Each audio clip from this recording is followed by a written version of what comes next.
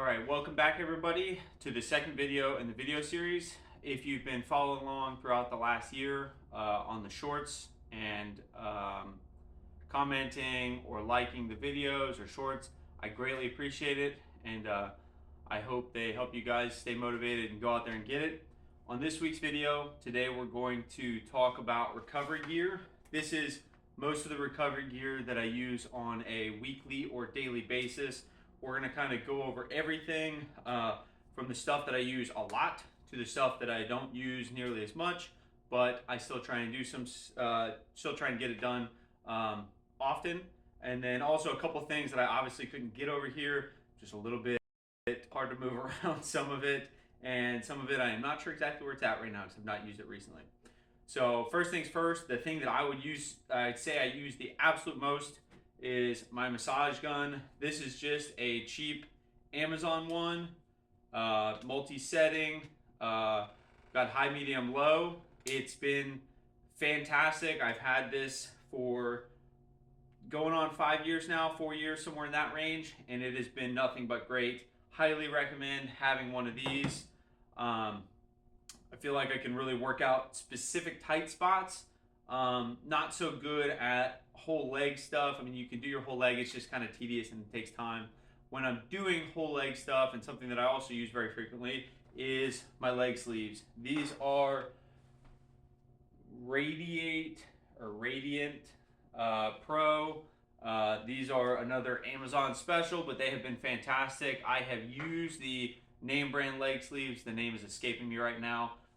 They are fantastic. I just did not have the money for those, and these have been great. I use these quite a bit, probably 4 to 5 times a week on average, sometimes more. And usually when I do it, I can do it through multiple cycles.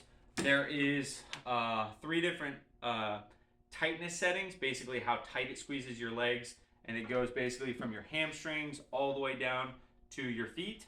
And so it has 3 different tightness settings, 3 different temperature settings, and 6 different options. I usually just max it out on the heat, and I max it out on the intensity, and then just cycle through the different ones throughout the week. It seems like it helps a lot for generally just getting the blood moving around your legs. I do like that quite a bit, so I use this quite a lot. Another thing that I use, definitely not as frequently, but when my hips start to get tight, is a foam roller. This is a very stiff foam roller. I've been wanting to get a little bit softer one just to kind of mix it up. This is great for running your IT bands, your lats. Some people, depending on what else you do, can get pretty sore lats while you run. I know I do. I work out in the gym 5 days a week on average, so my lats get kind of tight, and then I go out there and run, and this motion for sometimes hours at a time definitely puts a strain on it. So this is fantastic to just kind of work out those tight muscles that are long, extended muscles. Sometimes even your calf, just laying your calf on it and rolling it back and forth feels good just to get it. It's got like some like little perforations, I guess you'd say, and they're great to kind of work out some muscle groups. Another thing that I use, not a ton, but definitely every once in a while, and this is just an example, is ice packs. As my certain things like my knee or my heel, bottom of my foot has been pretty sore recently. I think I'm going to start icing it at nighttime. I use ice quite a bit to accompany this, and this was something that I didn't grab because I couldn't find it, is a heat pad. Sometimes just to get a little bit of heat on it, a little bit of ice, kind of go back and forth.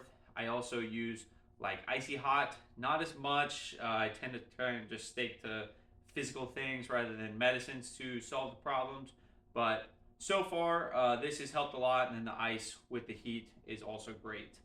Another thing that I use a ton is resistance bands. Not specifically for any sort of weight training or anything like that, but as far as kind of stretching out muscles and trying to grow or strengthen in the stretch position is how I would say it.